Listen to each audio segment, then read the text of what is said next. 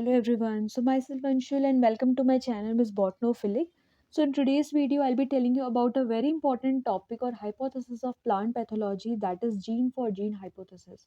ये hypothesis बहुत important है for competitive purpose as well as for your examination point of view, because exam में most of the time इस पे individual question आ जाते हैं.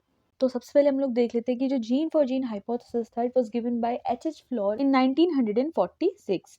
Okay, it shows the correlation between inheritance of pathogenicity and resistance. It explains the coexistence of host, pathogen in the nature, indicate that the two have been evolving together.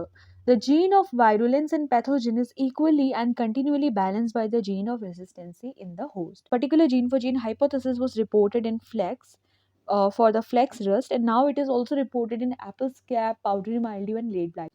तो अभी मैंने just आपको एक simple reading दी है, अब मैं इसके बारे में आपको एक्सप्लेन करूंगी. तो इस पर्टिकुलर लेक्चर में हमें बहुत सारे टर्म्स पे फोकस करना है. कौन कौन से टर्म्स है? पैथोजेनिसिटी, रेजिस्टेंसी, वायरुलेंस, ए वायरुलेंस, ससेप्टेबिलिटी. देखो पहली लाइन जो मैंने यहाँ पे लिखी है, that correlation between inheritance of pathogenicity and resistancy. इसके बारे में आपको पता होना चाहिए कि पैथोजन की कैपेबिलिटी होती है कि वो एक होस्ट को जाके अटैक करेगा. Let's suppose we are talking about an army. Okay, एक आर्मी के पास अपने को बचाने के लिए जो टेररिस्ट है वो पैथोजन है, जो आर्मी है वो प्लांट है. Let's suppose we are considering army as plant. तो प्लांट्स के पास अपने को बचाने के लिए यहाँ पे क्या है? आर्मी के पास अपने को बचाने के लिए बहुत सारे वेपन्स हैं. वो वेपन्स को लाइक शील्ड है, गन है, उनको यूज करती है उन पैथोजन्स को किल करने के लिए. ठीक है, तो वो आर्मी के पास उसके जो अपने शील्ड के लिए जो भी इक्विपमेंट्स है, उनको हमने कहा कि वो उसको रेजिस्टेंसी प्रोवाइड करवाती है, बचाव देती है. ठीक है, पैथोजन के पास अटैक करने की जो कैपेबिलिटी है, यानी कि जो टेररिस्ट है उनकी जो अटैकिंग कैपेबिलिटी है, उसको हम कहते हैं पैथोजेनिसिटी. पैथोजन को, जो पैथोजन की अटैकिंग कैपेबिलिटी होती है, किसको अटैक करने के लिए? होस्ट को अटैक करने के लिए. ओके, तो होस्ट के पास रेजिस्टेंसी होती है और पैथोजन के पास क्या होती है? पैथोजेनिसिटी होती है. यानी कि जो टेररिस्ट है उनके पास पैथोजेनिसिटी है और जो आर्मी है उनके पास रेजिस्टेंसी है. ओके, बचाव जिसको हम कॉमनली कहते हैं. तो ये जस्ट एक एग्जांपल से मैंने आप लोगों को एक्सप्लेन किया है कि pathogenicity of pathogen and resistancy of the host. Okay, now it explains the coexistence. Coexistence मतलब कि साथ में एग्जिस्ट करना. It explains the coexistence of host pathogen in the nature, indicates that the two have been evolving together. ठीक है, दोनों क्या करते हैं? साथ साथ इवॉल्व होते हैं. तो यहाँ पे सिंपल सी बात है, अगर पैथोजन अपनी पैथोजेनिसिटी को इंक्रीज करेगा तो वहीं भाई जो हमारे होस्ट है वो भी अपनी रेजिस्टेंसी को इंक्रीज करेगा. दोनों के दोनों को इवॉल्व कर रहे हैं, दोनों के दोनों को एग्जिस्ट होते हुए साथ ही साथ अपने को क्या करते हैं? इवॉल्विंग की प्रोसेस शो करते हैं. इसके लिए हम टर्म यूज करते हैं जिसको हम कहते हैं को evolve. Okay, the gene of virulence in pathogen is equally and continually balance by the gene of resistancy. जो पैथोजन की वायरुलेंस कैपेबिलिटी है उसको हम कहते हैं जीन ऑफ वायरुलेंस, और जो होस्ट की रेसिस्टेंसी की कैपेबिलिटी है उसको हम कहते हैं जीन ऑफ रेसिस्टेंसी. मतलब इनके जो जीन्स है वो उनकी बॉडी के अंदर प्रेजेंट है. सबसे पहले ये जो जीन ऑफ जीन हाइपोथेसिस थी वो देखी गई थी फ्लैक्स में, फॉर फ्लैक्स रस्ट. ओके, अभी इसके बाद ये एप्पल स्कैब में, पाउडरी माइल्ड्यू में और लेट ब्लाइट में भी इस चीज़ को डिस्कवर किया गया है. Now organism that show gene for gene relationship, उनको हम कहते हैं बायोट्रॉपिक या फिर ऑब्लिगेट पैरासाइट. अब देखो हम जीन्स के बारे में यहाँ पे थोड़ा समझते हैं, तो ये चीज़ आप थोड़ा सा ध्यान देना क्योंकि this is very important part of gene for gene hypothesis. Okay, अगर ये चीज़ आपको समझ में आ गई तो जो आगे थोड़ा बहुत हमें जस्ट एक टेबल के थ्रू इसके कॉन्सेप्ट को एक्सप्लेन करना होता है तो वो हम लोग बहुत इजीली समझ जाते हैं. तो देखो बेसिकली हमारे पास 4 जीन है. ठीक है, अब 4 जीन जो है वो 2 कैटेगरीज में आते हैं, एक होस्ट और एक पैथोजन. मैंने आपको बताया कि जो होस्ट है वो आर्मी है, जो पैथोजन है वो टेररिस्ट है. ओके, तो होस्ट के अंदर जो होते हैं 2 टाइप के जीन्स होते हैं. अब देखो इतना आपको समझ में आया ना कि होस्ट में किसका जीन होगा? होस्ट में रेजिस्टेंसी का जीन होगा. तो पैथोजन है उसमें क्या होगा? पैथोजेनिसिटी का हो जीन होगा. ठीक है, पैथोजेनिसिटी का जीन होगा. तो इतना आप समझ में आया ना आपको कि होस्ट में रेजिस्टेंसी का और पैथोजन में पैथोजेनिसिटी का जीन होगा. तो होस्ट में जो रेजिस्टेंसी का जीन है वो 2 टाइप के जीन है, एक है कैपिटल आर और एक है स्मॉल आर. ठीक है, कैपिटल आर डोमिनेटिंग है, स्मॉल आर रेसेसिव है. ठीक है, आई होप कि इतनी जेनेटिक्स आपने पढ़ी होगी. जो हम लोग पढ़ते हैं कि हर जीन के 2 इंपॉर्टेंट एलील्स होते हैं, 2 से ज़्यादा भी हो सकते हैं, तो वो मल्टीपल में चले जाता है. बट फिर भी मेन फोकस हमने ये पढ़ा है जीन्स के क्या होते हैं? 2 फॉर्म्स होते हैं, 2 फॉर्म्स जिनको हम कहते हैं अलील्स. एक रेसेसिव होता है, एक डोमिनेंट होता है। और इतना आपने पढ़ा होगा कि कैपिटल फॉर्म हम रेसेसिव के लिए यूज़ करते हैं और जो स्मॉल फॉर्म होता है वो डोमिनेटिंग के लिए यूज़ करते हैं, ठीक है? तो वैसे ही होस्ट में 2 जीन्स हैं हमारे कैपिटल आर, स्मॉल आर, और हमारा जो पैथोजन है उसमें 2 जीन्स है कैपिटल ए, स्मॉल ए। आप इसको कैपिटल वी, स्मॉल वी भी लिख सकते हो, ये आपकी मर्ज़ी है, but most of the time जो बुक्स है उसके अकॉर्डिंग मैंने ये रिप्रेजेंटेशन दिया है capital A, small A, okay?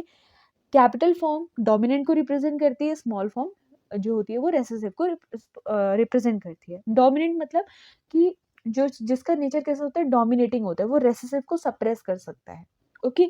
तो होस्ट में जो कैपिटल आर है, स्मॉल आर है, और पैथोजन में कैपिटल ए, स्मॉल ए, ठीक है? अब इन जीन के काम के बारे में हम आगे पढ़ते हैं। तो देखो, होस्ट में मैंने आपको बताया कि कैपिटल आर, स्मॉल आर है, पैथोजन में मैंने आपको बताया कैपिटल ए, स्मॉल ए है। कैपिटल फॉर्म डोमिनेंट को रिप्रेजेंट करती है, जो स्मॉल वाली फॉर्म है वो रेसिसिव को रिप्रेजेंट करेगी। 4 टर्म्स के बारे में समझ लो, रेजिस्टेंसी, ससेप्टिबिलिटी, ए वायरुलेंस और वायरुलेंस। रेजिस्टेंसी का मतलब मैं आपको ऑलरेडी बता चुकी हूँ, जो कि होता है बचाव, यानी कि हम किसी चीज़ से अपने को प्रोटेक्ट कर सकते हैं, ठीक है? अगर हमारे पास फाइटिंग स्किल्स है, कोई अटैकर अगर हमें अटैक कर रहा है तो हम उससे फाइट कर सकते हैं, ये हम में रेजिस्टेंसी है। ससेप्टिबिलिटी क्या है कि हम बहुत वीक है, हम लड़ नहीं पा रहे, तो we are susceptible to that particular attack, okay? हम पे वो इजीली अटैक कर सकता है। वायरुलेंस वर्ड हम यहाँ पे यूज कर रहे हैं, जो कि डेंजरस है, ठीक है, जो कि अटैकिंग है, यानी कि अटैकर की जो अटैकिंग पावर है उसको हम वायरुलेंस कह रहे हैं। और अगर वो नॉन डेंजरस है, नॉन हार्मफुल है, तो उसको हम कहेंगे ए वायरुलेंस, ठीक है?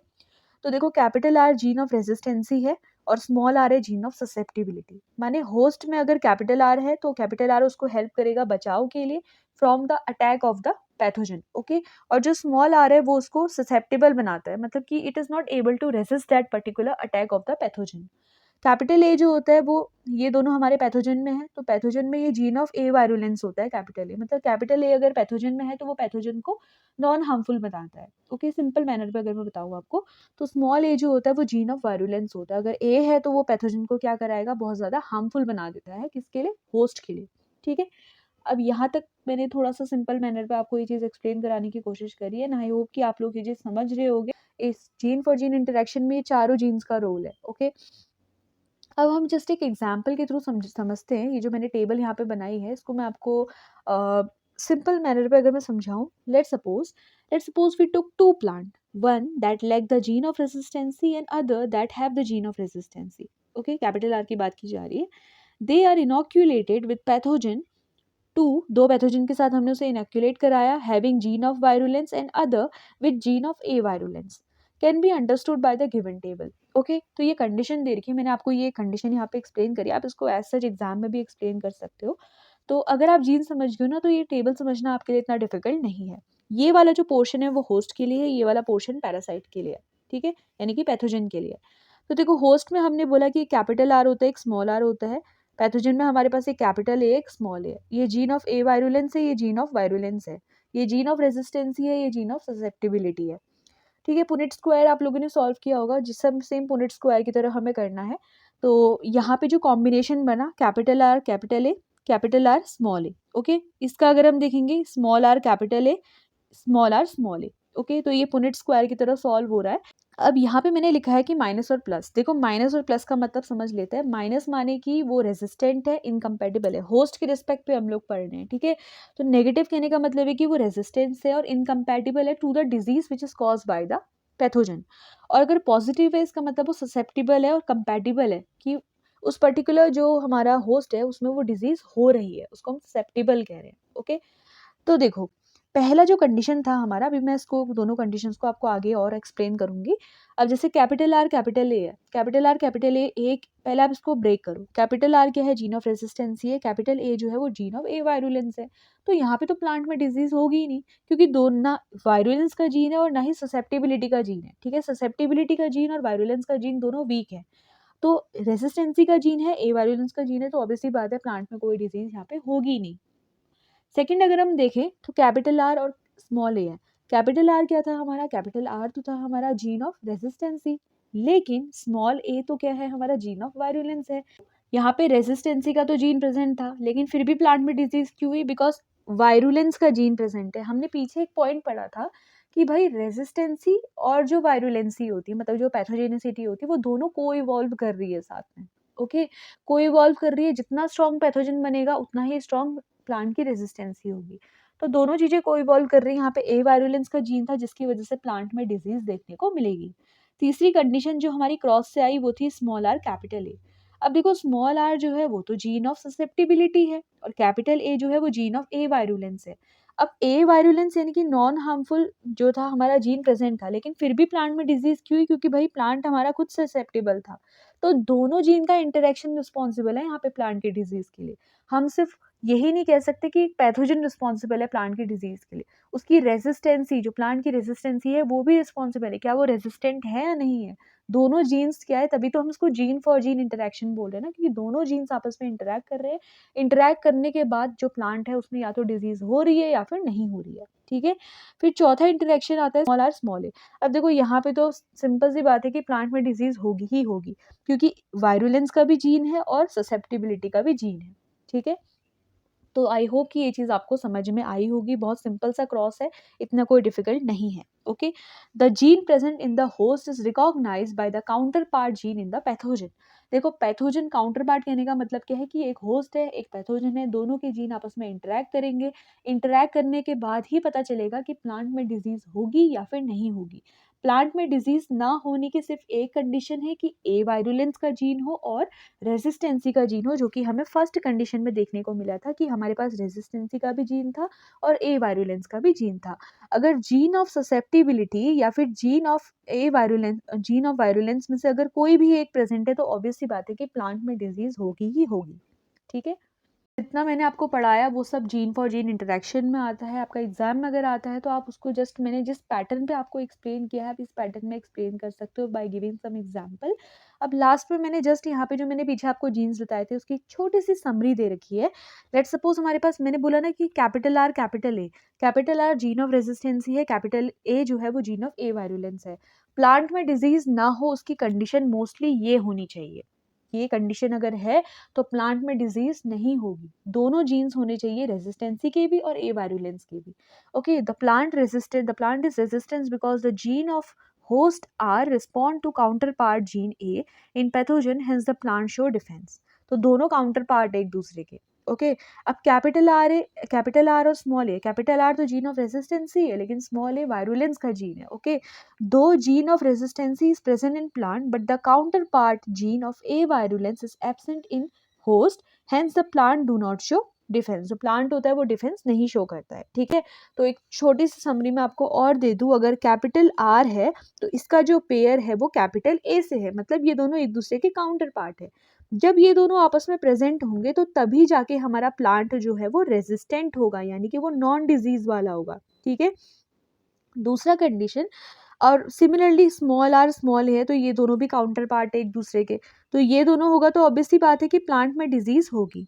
अब अगली कंडीशन क्या है, कैपिटल आर के साथ अगर स्मॉल ए है या अगर हम देख लेते हैं स्मॉल आर के साथ कैपिटल ए है, तो इन दोनों कंडीशन पे भी हमारी डिजीज होगी प्लांट में, क्योंकि they are not present with their counter part. ये कंडीशन अगर है, ये काउंटर पार्ट वाली कंडीशन अगर प्रेजेंट है तो तब जाके हमारा प्लांट जो है वो रेजिस्टेंट होगा। ठीक है, तो at the end gene for gene interaction की जो एक बेसिक समरी होती है वो यही निकलती है कि जो दो जीन्स हमारे प्रेजेंट है होस्ट में पैरासाइट में, वो दोनों आपस में को इवॉल्व कर चुके हैं, को एग्जिस्ट करते हैं। दोनों का काउंटर पार्ट जो होता है वो एक दूसरे के काउंटर पार्ट को रिस्पॉन्ड करते हैं। जो जीन ऑफ रेसिस्टेंसी हमारी होस्ट के अंदर प्रेजेंट है वो रिस्पॉन्ड करती है gene of pathogenicity in case of what, virulence या पैथोजेनिसिटी सेम केस है इन केस ऑफ पैथोजन। ठीक है, तो दोनों एक दूसरे से रिलेटेड है, दोनों को इवॉल्व कर चुके हैं, को एग्जिस्ट करते हैं, और प्लांट में जो डिजीज होती है वो रिस्पॉन्सिबल करती है कि ये दोनों जीन्स आपस में कैसे इंटरेक्ट कर रहे हैं। ठीक है, सो आई होप कि ये जो लेक्चर था जीन फॉर जीन इंटरेक्शन में ये आप लोगों के लिए हेल्पफुल रहा होगा। तो मुझे बहुत सारे कमेंट्स आए थे to make the video on this particular topic. So I hope कि ये वीडियो आप लोगों के लिए हेल्पफुल रही होगी। मैंने थोड़ा सा ईजी करके आप लोगों को ये कॉन्सेप्ट एक्सप्लेन करने की कोशिश कराई है। एंड अगर आप लोग को वीडियो से हेल्प मिली है तो आप प्लीज़ अपने फ्रेंड्स के साथ और अपने क्लासमेट्स के साथ मेरी वीडियो को ज़रूर शेयर करें। So that's all for today's video. If the video is helpful, then please like, share, and subscribe. Thank you.